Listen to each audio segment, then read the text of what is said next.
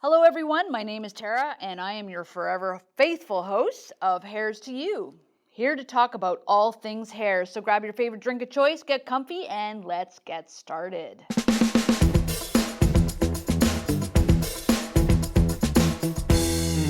Today I'm here to talk to Nicole Budani, an expert in hair loss. Hello Nicole, how are you today? Hi Tara, I'm good, thank you. So we're going to start off with a really easy question. We're going to find out what makes you a professional in this industry. Well, I've been in this industry for about 8 years. I've worked both surgical and non-surgical, so that kind of gives me a very wide perspective on different types of hair loss. My background, I'm a kinesiologist with an athletic therapy background, which can be kind of weird being in hair, but there's a lot of correspondence with modalities for hair loss with that. So it's really interesting how I kind of fell into this. I also have been consulting for surgical surgeries for many years as well prior to working in hair loss. Oh, very cool. There seems to be a lot of misconception about hair loss out there and its causes. Can you clarify for our listeners today what exactly alopecia is? Yeah, so alopecia is basically the word for hair loss, okay? Yeah. A lot of people are always like, oh, I was diagnosed with alopecia, but there's many different types of alopecia out there. The most common is androgenic alopecia, and androgenic alopecia is like genetic hair loss. What you typically see with most men, where the hair loss starts at the front or the crown and then kind of moves together. There's also other types of hair loss that women as well as men experience. Women do have androgenic alopecia, but generally you have a lot of hormonal aspects that are kind of interspersed into that. There's also things like alopecia areata, where you have hair loss that has it's actually coin-shaped alopecia. And this is actually because of stress a lot of the times. There's alopecia like Telogen effluvium, where you have sudden hair loss that occurs. And then another really common one that you see is traction alopecia with a lot of women, specifically African American women, who have their hair in very tight braids. And it basically is like alopecia where the hair gets pulled out. So if you can imagine, there's so many different types. And then on top of that, there's also things like scarring alopecia, which is a little bit more complex. And a lot of times you really should be seeing a doctor in regards to that kind of hair loss. But in the end, again, it basically causes hair loss in unusual places sometimes, like just at the front, like frontal fibrosing alopecia, or even just on the crown. I think it's called central centrifugal alopecia. So you can go on and on about different types of alopecia. And each kind of have special things about them. So what would you say is the most, common form of alopecia? And why do you feel that it's the most common form? Definitely androgenic alopecia. I'd probably say 95% of people out there that have hair loss have androgenic alopecia. So essentially, if you have the genetics for hair loss, and it can be both on mother and father's side. Okay. This is a really big misconception. Okay. Everybody always says this. Oh, I know. Oh, it's always on my mom's side. Yeah. No, it can be on both sides. Yep. But if you do have hair loss on one side or the other side, you can genetically inherit that and have hair loss. And the other thing that is really unusual these days is we lose hair a lot earlier, I think, than some of our predecessors. Okay, yeah. So for some reason, and it could be just stress, it could just be our lifestyles. I don't truly know. Yeah. But we, somebody whose father lost his hair at 40 could start losing their hair at 20. And again, it could be a combination of genetic factors, or it could also be environmental factors.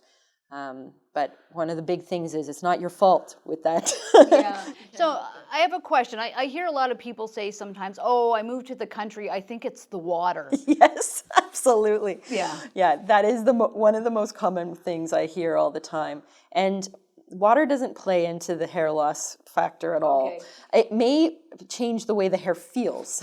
Yes, yes. Because, hard versus soft water, but it does not change the Doesn't fact actually, that you have it's hair not going to loss. make you lose your hair. No. Okay. And Canada has some nice water. Yes, exactly. We're pretty good on the scale of things. So Yeah, that's why I always thought that was an interesting question. But anyway, it's good to at least clarify that up for our listeners today. For sure. Is there a way to avoid getting alopecia or androgenic alopecia? Is there a way of avoiding, like, say there's a young guy out there and he sees his parents with some hair loss, and he's like, oh, I don't want to lose my hair. Is there a way of kind of maybe delaying it or avoid getting it altogether? Is there anything that person can do? So avoid getting it altogether is a big no. If you genetically are going to lose your hair, you're going to lose your hair. All right. It's just a matter of time.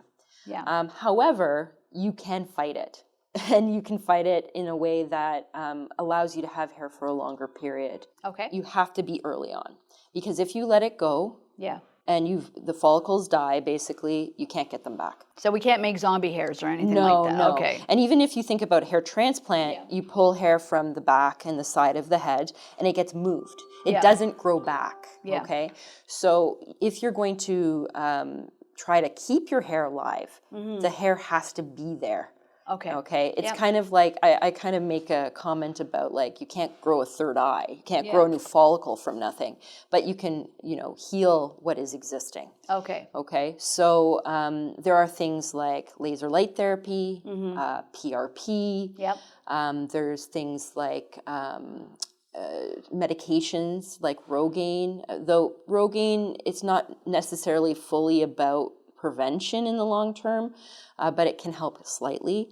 And then there's also things like DHT blockers, such as finasteride, Propecia, dutasteride. You can go on and on with those kinds. But those are also helpful in prevention, keeping in mind, there's side effects and such with things like that. But each option has its positives and negatives. So explain a little bit about the Rogaine to me. I mean, I see it everywhere out there I've seen it like in Costco, I see it online. And so what exactly does Rogaine do? So Rogaine is a medication. It's actually a heart medication. It started off as a heart medication. Oh, okay. And what it does is it increases blood flow to an area. And for some reason, we don't actually know why, though it's been around for like 30 years, it actually can grow new follicles. From nothing. Okay. You could rub it on your palm and hair follicles could grow there. The key though is you have to keep rubbing it on your palm. It has to be left on that. You would have to not wash your hands, for example. Okay. But what it essentially does is it grows new little hairs. So it actually grows villus hairs. Those are the kind of hairs that you kind of see at the front hairline, peach fuzz. Oh, you're like your little baby hairs. Baby hairs. Okay. So it's really good with filling in areas, but it won't grow in evenly. So like if you're trying to like create a hairline with Rogaine, it's not necessarily going to work. Okay. But it does help with areas that have existing hair, and it does kind of fill in areas, but you have to keep using it over the long term. Okay. It's really unfortunate because a lot of the times, because like you were saying, you see it at Costco, you see it everywhere. It's over the counter, anybody can pick it up.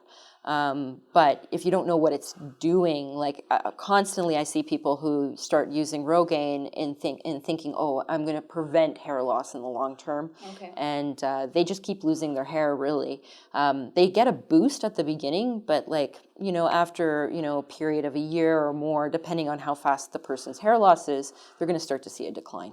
Okay. So so you were saying it gives you those little baby hairs. So essentially then this wouldn't be a product that's necessarily ideal for women who maybe have want thicker, longer hair. It's not going to give them that kind of hair? Definitely, it won't change your ponytail by any means. Okay.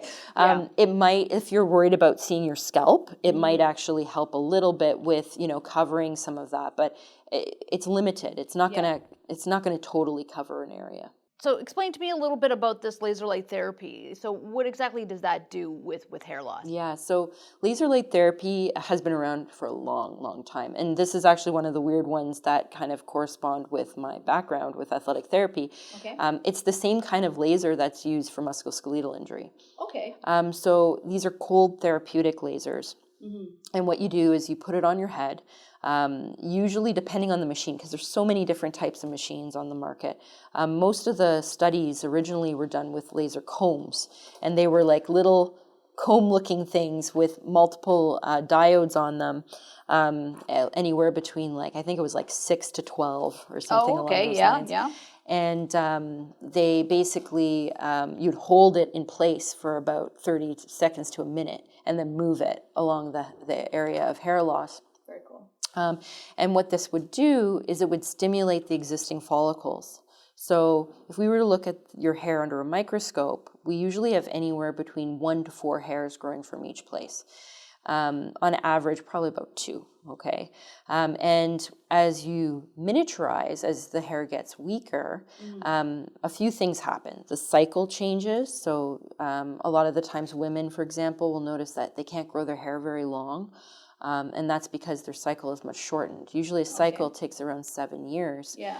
And, you know, our hair, we can lose anywhere but like around 100 hairs a day, which is totally natural.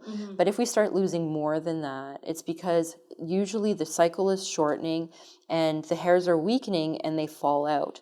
And the way they fall out is they actually get thinner and thinner and thinner. So like where you might have 2 hairs starting from one follicle, one of those hairs starts to get really, really thin and then eventually falls out, and then you're left with 1 hair in that follicle. And if you can imagine, that's like 50% of your density. What laser does is it takes those weakened hairs and starts to strengthen the follicle again. So you can have, like, for example, a single hair and it can grow partner. Or you can have like a single thin hair and it starts to grow thicker.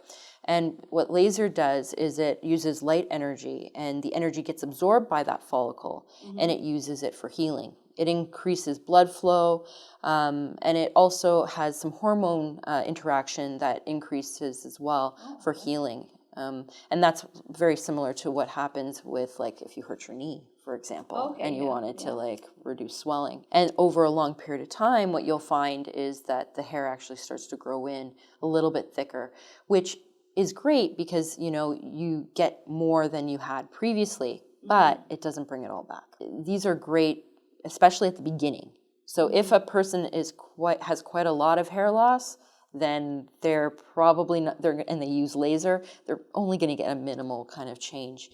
It is very subtle, and it takes a while for hair to grow in. So it's not something that's going to happen like, you know, a couple weeks of doing laser light therapy. You're not going to all of a sudden get your hair. And you have to do it frequently. If you're not doing it frequently, like once a month is not enough. Like you have to, like once a week sometimes is not enough. You have to do it quite frequently to see change.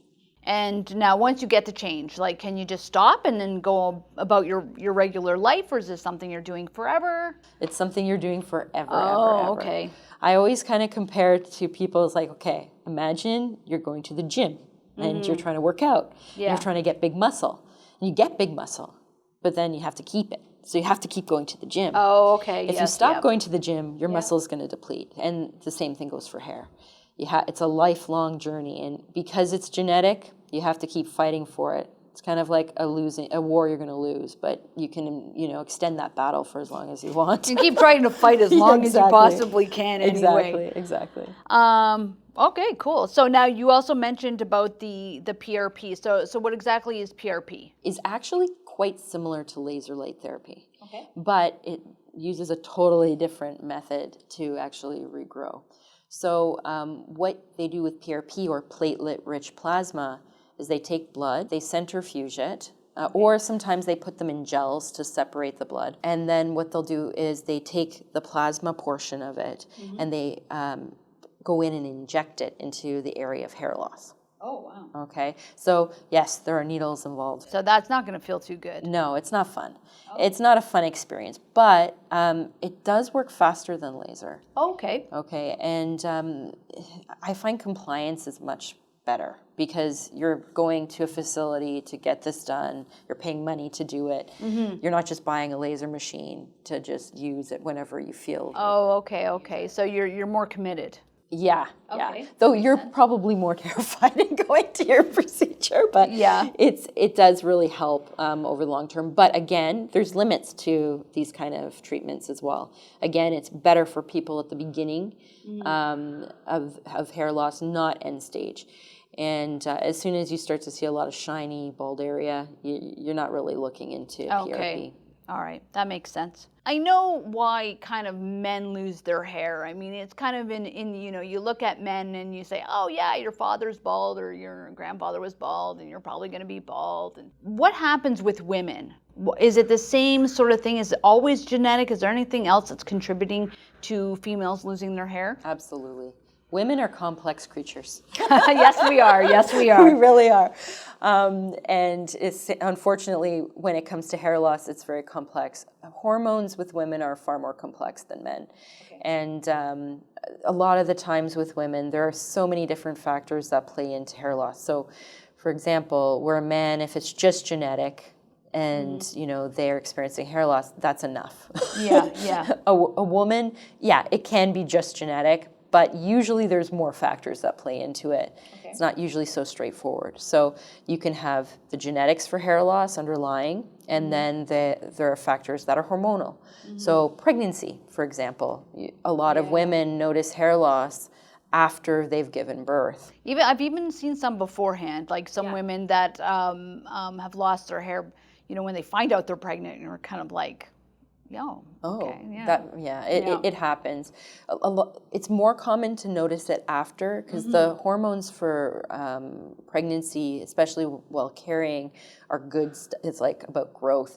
It's good stuff. Yeah. But it can happen at any point, because guess what? It's changing our hormones. Yeah, yeah. Same thing goes for menopause. The second you go through menopause, this is so common for women, and a lot of people just attribute to being older, but it's because of the hormone change that we're seeing. Other hormonal things like thyroid issues. Thyroid issues are a big one for hair as well. Okay. PCOS. Yeah. That's another hormonal factor that plays into hair loss. And then on top of that, not only hormonal issues, but then there's things like vitamin deficiencies that can do that. And the main vitamin deficiencies are usually like iron deficiencies, B12. So sadly, if vegetarians are not eating properly, they do kind of notice that you do have to either supplement or eat a diet rich in B12 and iron. And then in addition to that, stress is a huge factor too. And stress really does play into the hormonal aspects with cortisol and all that as well. So like there are so many different reasons why a woman could lose hair. And unfortunately, like you probably will find that when you go to a dermatologist to get a diagnosis, unless it's like a very specific type, like certain types of scarring alopecias where they have to take biopsies and check, most of the time, they don't really have a full-on answer as to why a person is losing hair. Sometimes you're lucky and, you're like, oh, I have iron deficiency, this makes sense, or I have anemia, okay, that makes sense, but it's not always so straightforward, unfortunately, which is very frustrating for women in general, because it's such a huge thing for people to feel good about themselves a lot of the times. Yeah. Now, that being said, I know that, so one of the things I don't know if you maybe have any kind of opinion, or it doesn't have to be, a medical fact, just kind of just talking here, but COVID-19, obviously a lot of people have caught COVID at this point. I've seen some articles where there's been talk about a plethora of individuals after having COVID-19 experiencing hair loss up to like 6 months afterwards, after the fact. Now, with this kind of hair loss, are they going to get that hair back? It's hard to say. Okay. So yes, you're absolutely right. There's so much information now coming out after COVID. We're still in COVID, but after COVID regarding hair loss, and it is a huge thing. And it's funny because you think like the really worst cases, like those long COVID cases, are the ones that are going to see the hair loss the most.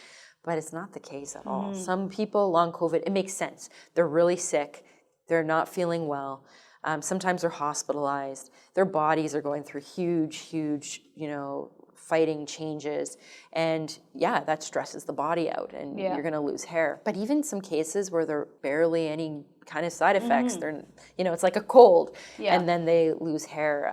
There are more and more cases of this. Like from a scientific perspective, they don't really know why yet, and I'm sure there's going to be studies on this. It's going to be it's going to take a while for us to get proper information on all that. But in regards to growing back, it's hard to say. Okay. In some case, if the hair loss was solely because of the stress, like if it becomes like telogen effluvium, which is stress-induced type hair loss, then there is a good chance that the hair may kind of come back. But it doesn't come back overnight. It can take a year for once you've lost your hair for the hair to kind of properly grow back in. Telogen effluvium, I've even heard of 2 years after the hair kind of starts to come back. So you explain to me, just for our listeners, what exactly that is? Yeah, so telogen effluvium is hair loss that's induced because of stress. Okay, and you'll usually see it, like you'll have a sudden shed. It's not like over a long period of time, like the typical male pattern baldness, androgenic alopecia.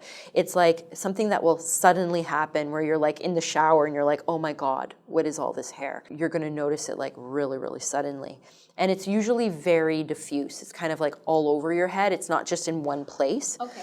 And it can be quite shocking to most people when they get that kind of hair loss. It's stress-induced. COVID is one of the ones that if you're, you know, stressed out, you know, you can lose hair. You get in a car accident, you can have hair loss because of the stress. Well, I've seen people end up with like a white streak after. I mean, there's so many. Weird. The body is so fascinating. It is very fascinating. I know. It does so many interesting things, but not all of them explainable sometimes. Yeah, that is true. If by chance, you know, I'll say for example, like, you know, I have a grandmother who's lost her hair, and my father who's lost his hair, is there a guarantee that I'm going to lose my hair? No. Okay, so it could skip me. It could. Okay. Yeah, it could. All right. It's not a death sentence. It's not okay. So just because, so say for example, I have a son and my son's looking at, you know, our family history of hair loss and he's going, oh my God, I'm doomed. That's not a necessarily. Yeah, not necessarily. Okay. It's a higher probability. Yeah. So it's not a death sentence. Yeah, well, no. that's good to know. I mean, because I know I've seen like, you know, families dynamics where you have like one son has hair loss and the other son has no hair loss at all, and you're kind of like, you know, well, what's going on there? My favorite is when you ask, do you have family history of hair loss? And they go, no. And then they're like, actually, my brother has hair loss, but I don't. Or I do, and my brother doesn't. Yeah. Or my father has no hair loss, but he was old. Yeah, exactly. You know, they always contribute. Oh, it's yes, the age. It's age. Yes. Yeah, but it's genetic in the end. Doesn't matter how old you are. When do you feel it's better for a person to see a dermatologist rather than, say, a hair loss specialist or even their family physician? I always support seeing a dermatologist. Okay. Always. Yeah. For many reasons, especially women. Women, if you have hair loss, see a dermatologist. Are they going to give you your answers? Maybe not, but at least you have a diagnosis. Yeah. Men are a little bit on the edge of like, do you really have to? Hard to say. If you have genetics for hair loss, then you probably don't bother. If you're young, like a young man, I'm talking like, you know, anywhere between the ages of like 13 to like 20, you should probably see a dermatologist as well. Okay. It's very early on for hair loss to happen. It does happen, and it can be really aggressive genetics, but it's always a better idea to get a diagnosis. Unfortunately, it does take a lot of time, and the problem is that in the grand scheme of things, to a dermatologist clinic, hair loss is not a life-threatening thing. So they're not really going to be like super eager to see you quite right away. Okay, So you have to be really patient with it. Now, with that being said, you could totally go to a hair specialist or clinic that deals with hair loss. In the meantime, they are going to provide you with different types of information. Yeah. Okay? The family doctor or the dermatologist is going to give you a diagnosis. They may suggest some medications that you can take, like Rogaine, like we talked about, or finasteride, or a DHT blocker. Or in a woman, a lot of the times you have something like spirolactone, which is like a testosterone blocker. With those things, there's a lot of side effects. So you do have to be really cautious about what you're taking, and you should really do your research before you decide to do that. But yes, I do think you should see a dermatologist. It is something that's happening to your body, and yes, in most cases, it's totally a natural occurrence, but it never hurts to err on the side of caution. Yeah, that makes sense. Are there specific diseases that cause hair loss? Yes, like thyroid conditions, for example, or PCOS.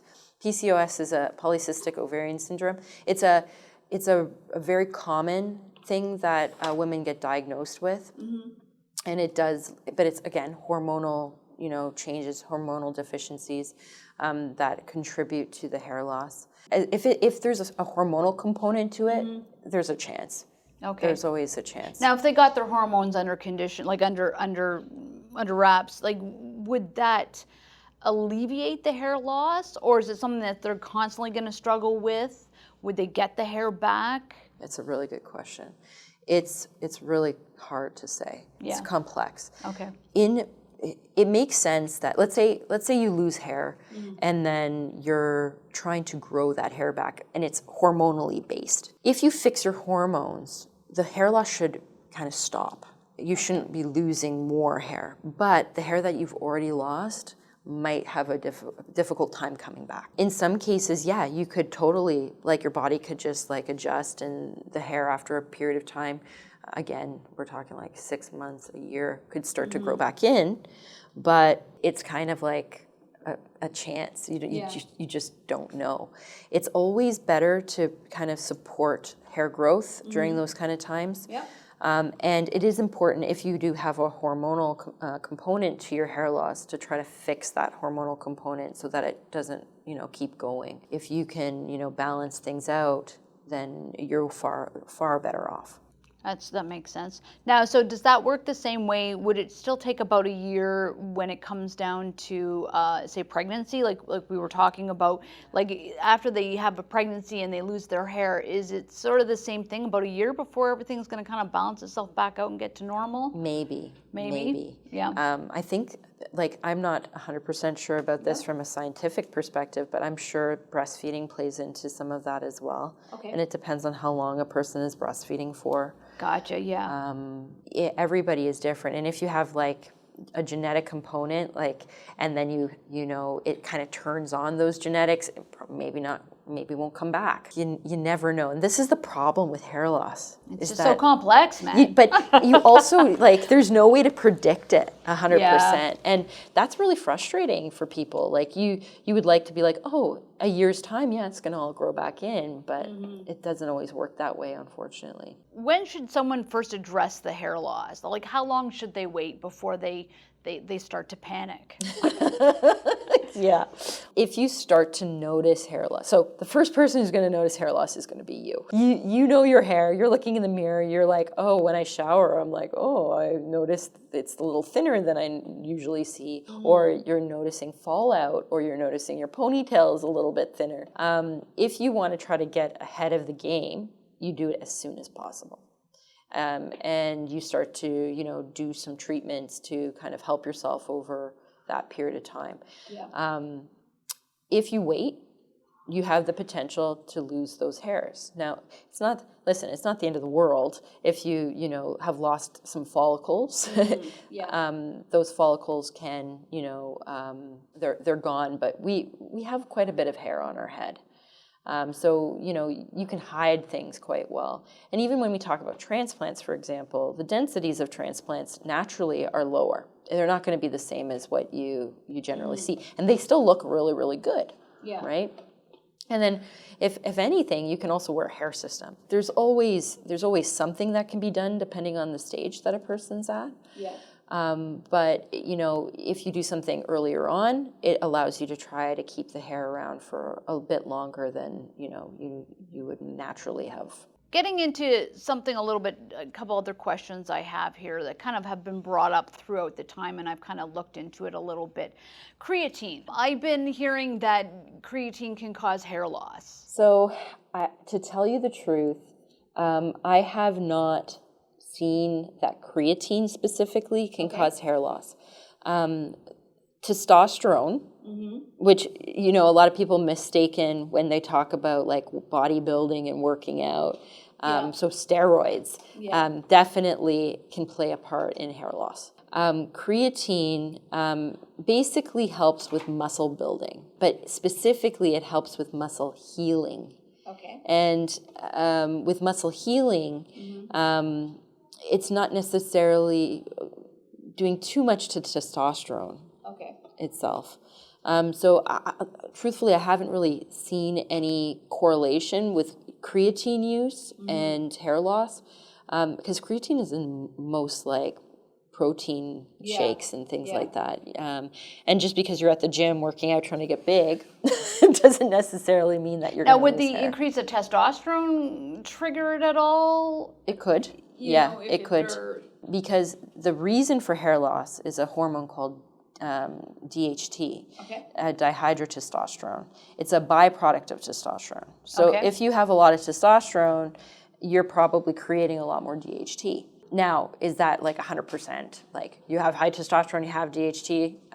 Not necessarily. And some people produce more DHT, and that's why they lose hair. And you can get blood work to see if you, like how much DHT you have in your system. And ironically, one of the medications, like what women would use, for example, like use something to decrease testosterone for a woman, so that they don't produce as much DHT, because DHT blockers tend to be more prostate medications, and it's kind of weird for women to be using prostate medications, though they do. But you usually see something like spirolactone used for a woman more often than not. But again, with all of these kind of blockers, there's a lot of side effects. And again, this is like, you should be talking to a doctor about specifically. I know that I've heard with Propecia, finasteride, one of the main side effects, I think that, you know, I've heard a lot of people kind of veer away is obviously lack of sex drive and kind of sexual reducing dysfunction. and also